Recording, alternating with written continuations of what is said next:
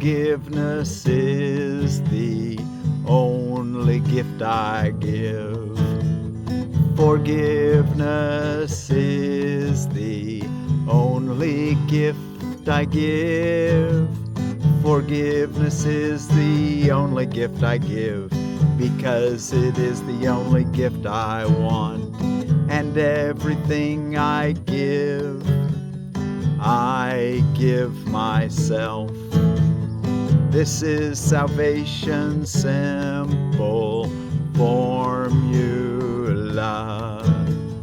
Everything I give myself. This is salvation simple formula. And I who would be saved would make it mine, to be the way I live within a world that needs salvation, and that will be saved as I accept atonement for myself. Forgiveness is the only gift I give. Forgiveness is the only gift I give. Father, how certain are your ways, how sure their final outcome, and how faithfully is every step in my salvation set already, and accomplished by your grace, and accomplished by your grace. Thanks be to you for your eternal gifts, and thanks to you for my identity. Forgiveness is the only gift I give. Forgiveness is the only gift I give. Forgiveness is the only gift I give, because it is the only gift I want. And everything I give myself. This is salvation simple formula. Forgiveness is the only gift I give. Forgiveness is the only gift I give. Forgiveness is the only gift I give, because it is the only gift I want. And everything I give myself. This is salvation's simple formula. And I who would be saved would make it mine, to be the way I live within a world that needs salvation, and that will be saved as I accept atonement or atonement for myself. Father, how certain are your ways, how sure their final outcome, and how faithfully is every step in my salvation set already and accomplished by your grace. Thanks be to you for your eternal gifts, and thanks to you for my identity. Forgiveness is the only gift I give. Thank you all so much for joining me today in studying A Course in Miracles. We're studying Lesson 297 for Friday, October 24th of 2025.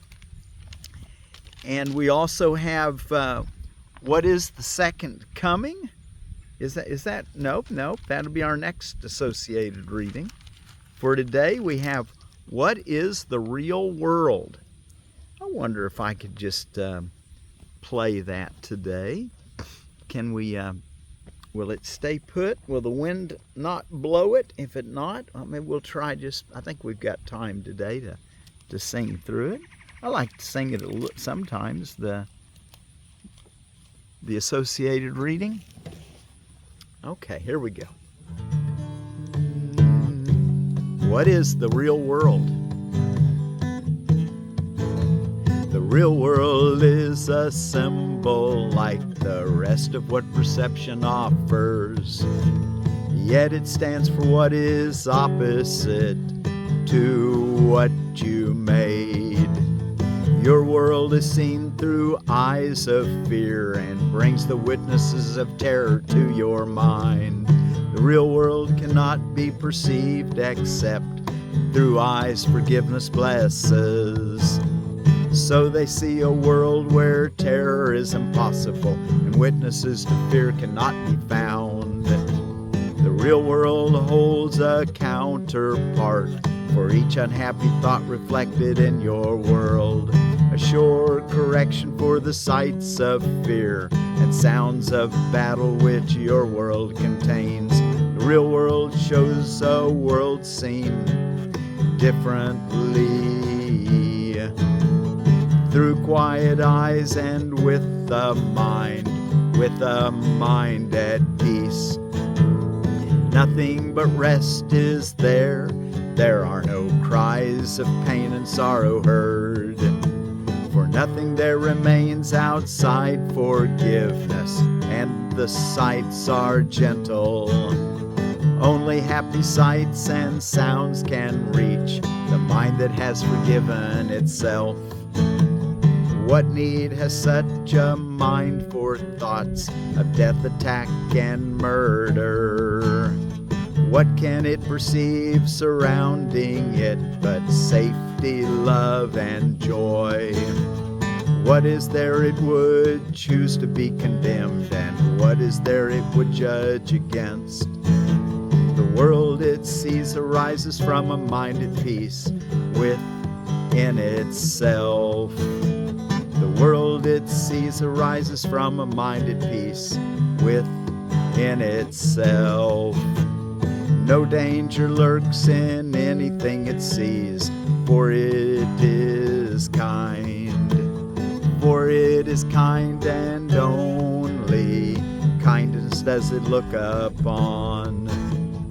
The real world is the symbol that the dream of sin and guilt is over. And God's Son no longer sleeps, and God's Son no longer sleeps.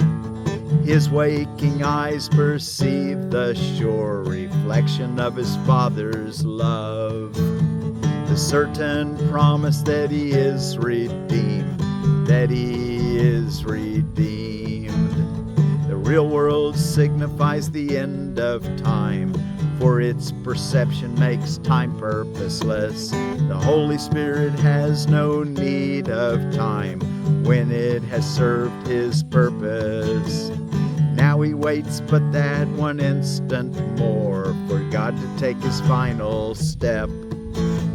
And time has disappeared, taking perception with it as it goes, and leaving but the truth to be itself, and leaving but the truth to be itself. That instant is our goal, for it contains the memory of God. And as we look upon a world forgiven, it is he who calls to us and comes to take us home, reminding us of our identity, which our forgiveness has restored to us.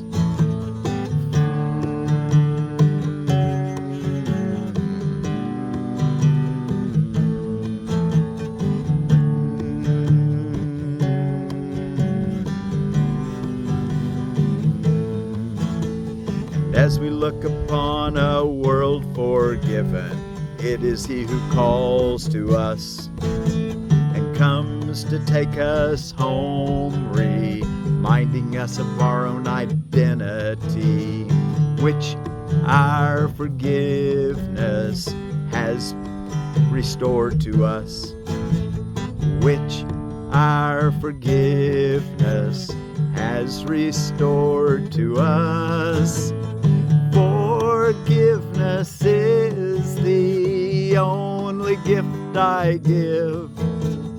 Forgiveness is the only only gift I give. Because it is the only gift I want. And I don't think I said I'm Forgiveness Willie, teaching forgiveness from the Ozarks, and we're reading from the Foundation for Inner Peace version of A Course in Miracles. And I'll let you know as we go along what the sections, if you're reading from the original edition, would be. But it should be the same, except there's no numbers in front of what is the real world in the original edition. Let's go back and look in our Manual for Teachers reading now. Be sure to do your longer practice period, morning and evening, and your hourly remembrance, thanksgiving, checking in to be sure you're at peace, and asking God for direction every hour of the day. And today we're number 4. What are the characteristics of God's teachers? Be the same in the original edition for the most part. A few small changes, but very little. What are the characteristics of God's teachers? The surface traits of God's teachers are not all alike. They do not look alike to the body's eyes. They come from vastly different backgrounds. Their experiences of the world vary greatly, and their superficial personalities are quite distinct. Nor at the beginning stages of their functioning as teachers of God have they as yet acquired the deeper characteristics that will establish them as what they are. God gives special gifts to His teachers because they have a special role in His plan for atonement. Their specialness is, of course, only temporary, set in time as a means of leading out of time. These special gifts born in the holy relationship toward which the teaching-learning situation is geared become characteristic of all teachers of God who have advanced in their own learning. In this respect, they are all alike. Paragraph 2. All differences among the sons of God are temporary. Nevertheless, in time it can be said that the advanced teachers of God have the following characteristics. And the first one, number 1, is trust. This is the foundation on which their ability to fulfill their function rests. Perception is the result of learning. In fact, perception is learning, because cause and effect are never separated. The teachers of God have trust in the world because they have learned it is not governed by the laws the world made up. It is governed by a power that is in them, but not of them. It is this power that keeps all things safe. It is through this power that the teachers of God look on a forgiven world. Paragraph 2, under trust. When this power has once been experienced, it is impossible to trust one's own petty strength again. Who would attempt to fly with the tiny wings of a sparrow when the mighty power of an eagle has been given him? And who would place his faith in the shabby offerings of the ego when the gifts of God are laid before him? What is it that induces them to make the shift? And letter A, the development of trust, under trust. Paragraph 3 in the manual, in the Foundation for Inner Peace version. First, they must go through what might be called a period of undoing.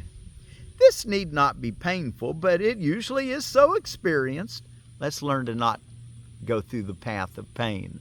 Let's just learn to turn everything over to God. Let it go like a hot potato if you don't want it.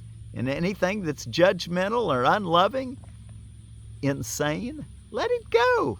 Choose for peace and happiness. So we go through this period of undoing first. This need not be painful, but it usually is so experienced. It seems as if things are being taken away, and it is rarely understood initially that their lack of value is merely being recognized. How can lack of value be perceived unless the perceiver is in a position where he must see things in a different light? He is not yet at a point at which he can make the shift entirely internally. And so the plan will sometimes call for changes in what seems to be external circumstances. These changes are always helpful. When the teacher of God has learned that much, that changes are always helpful, he goes on to the second stage, that everything's helpful. Everything, no exceptions. Everything's helpful to us. That's our first period of undoing. We learn that. Paragraph 4. Next, which would be the second level of developing trust. Next, the teacher of God must go through a period of sorting out. This is always somewhat difficult because having learned that the changes in his life are always helpful, he must now decide all things on the basis of whether they increase the helpfulness or hamper it. He will find that many, if not most of the things he valued before will merely hinder his ability to transfer what he has learned to new situations as they arise. Because he has valued what is really valueless, he will not generalize the lesson for fear of loss and sacrifice. It takes great learning to understand that all things, events, encounters, and circumstances are helpful and thus are beautiful. It takes great learning to understand that all things, events, encounters, and circumstances are helpful. It is only to the extent to which they are helpful that any degree of reality should be accorded them in this world of illusions. The word value can apply to nothing else. Paragraph 5. The third stage through which the teacher of God must go can be called a period of relinquishment. If this is interpreted as giving up the desirable, it will engender enormous conflict. Well, we want to give up because it's not making us happy, not because we desire it. Otherwise it'll engender enormous conflict, he says. Few teachers of God escape this distress entirely. There is, however, no point in sorting out the valuable from the valueless unless the next obvious step is taken. Therefore, the period of overlap is apt to be one in which the teacher of God feels called upon to sacrifice his own best interests on behalf of truth. He has not realized as yet how wholly impossible such a demand would be. He can learn this only as he actually does give up the valueless. Through this, he learns that where he anticipated grief, he finds a happy lightheartedness instead. Where he thought something was asked of him, he finds a gift bestowed on him. 6. This is the fourth level of developing trust. Now comes a period of settling down. This is a quiet time in which the teacher of God rests a while in reasonable peace. Now he consolidates his learning. Now he begins to see the transfer value of what he has learned. Its potential is literally staggering. And the teacher of God is now at the point in his progress at which he sees in it his whole way out. Give up what he does not want and keep what you do. Give up what you do not want and keep what you do. How simple is the obvious, and how easy to do. The teacher of God needs this period of respite. He has not yet come as far as he thinks, yet when he is ready to go on, he goes with mighty companions beside him. Now he rests a while and gathers them before going on. He will not go on from here alone.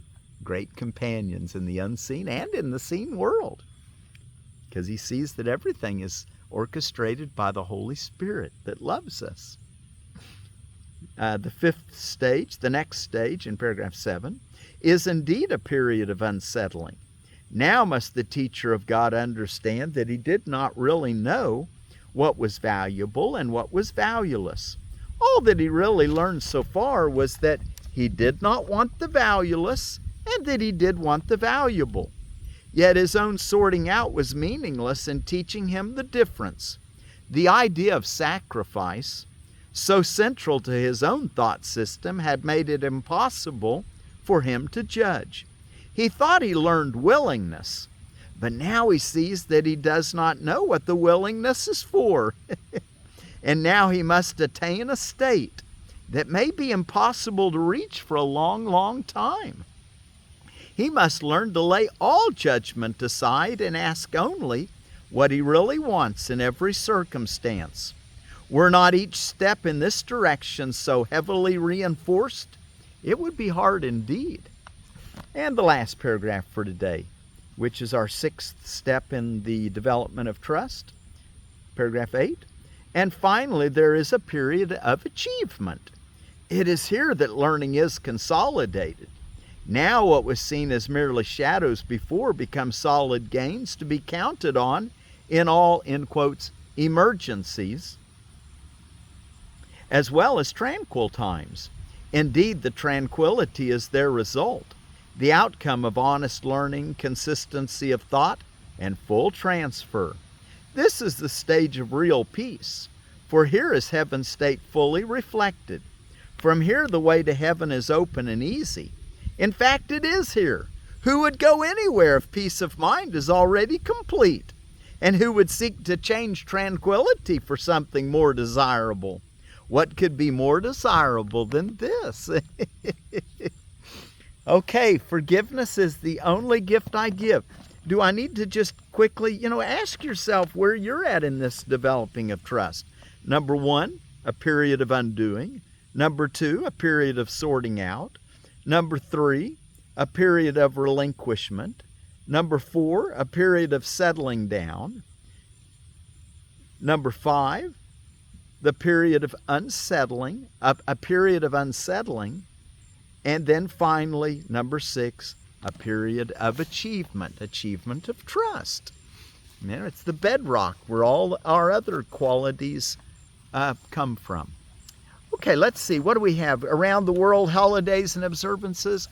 We've got Bahaullah Day, the birth. I guess it's a 3-day celebration of the Bahai when the Bab was born, or the Bahaullah. Ningol Chakkouba, it's for the Manipuri Hindus. It's the day after Diwali. Bond between sisters and brothers is honored. Catholics observe their saint of the day today. 40-hour, and out of holidays and observances, it's the 40-hour work week, take back your time day. Black Thursday happened in 1929, began the Great Depression. Food Day, Crazy Day, Pharmacy Buyer Day, Record Store Day. Do we even still have record stores? Recycle Your Memory Thermostat Day. Oh, not memory, mercury. Recycle Your Mercury Thermometer and Thermostat Day. United Nations Day, it began in 1945. World Development Information Day. World Polio Day, and World Tripe Day and Bologna Day. And out of, I was going to take a little time and go through the Johnny Select seeds. It was one of my teacher Charlie's favorite seed catalogs. Bright Light Swiss Chard. And it said, oh my, sorry about that. Did I lose my camera? Are we still filming okay? I guess we are. I knocked over the camera. Sorry about that. Anyway, of the Bright Light Swiss Chard out of Johnny Selected Seeds, it says it's a Beta Vulgaris, the gold standard for multicolored Swiss chard, nicely savoyed and glossy green and bronze leaves with stems of gold, pink, orange, red, and white, with bright pastel and multicolored variations. Consistent growth rate, leaf shape and texture, and strong bolt resistant across all colors makes this a superior mix. Suitable for production year-round, but somewhat less frost-hardy than other chards. The late New Zealand amateur breeder John Eaton developed Bright Lights. Johnny Selects and maintains the different color stalks and produces the seeds.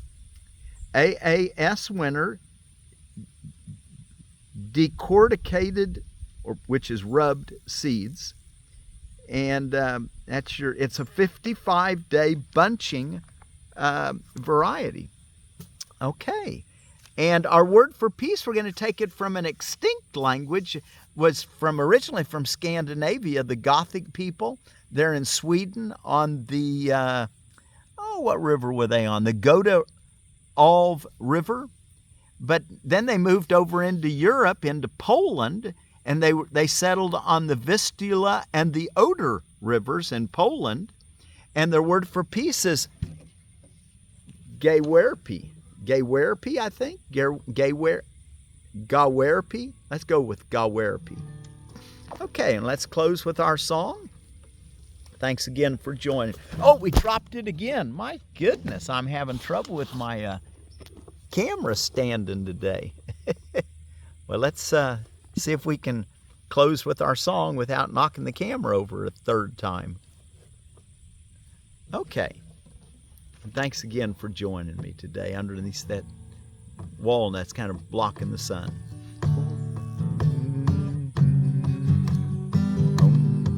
Remember, everything you give is what you're receiving.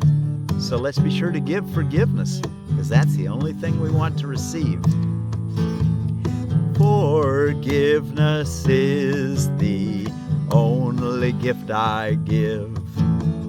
Forgiveness is the only gift I give, because it is the only gift I want. And everything I give myself. This is salvation's simple formula, that everything I give myself. This is salvation's simple formula, and I who would be saved would make it mine. To be the way I live within a world that needs salvation, and that will be saved as I accept atonement for myself. Forgiveness is the only gift I give. Forgiveness is the only gift I give. Father, how certain are your ways, how sure their final outcome, and how faithful is every step in my salvation set already, and accomplished by your grace, and accomplished by your grace. Thanks be to you for your eternal gifts, and thanks to you for my identity. Forgiveness is the only gift I give. Forgiveness is the only gift I give. Forgiveness is the only gift I give, because it is the only gift I want. This is salvation's simple formula. Everything I give myself. Forgiveness is the only gift I give. Forgiveness is the only gift I give. The only gift I give. And from the Gothic people, Gawairpi. Gawairpi. Forgiveness is the only gift I give. Gawairpi. Be sure to spread that we're teaching this class this way, and share this lesson with some of your friends so they can join in here towards the end and be ready for next year. Forgiveness is the only gift I give. Gawairpi.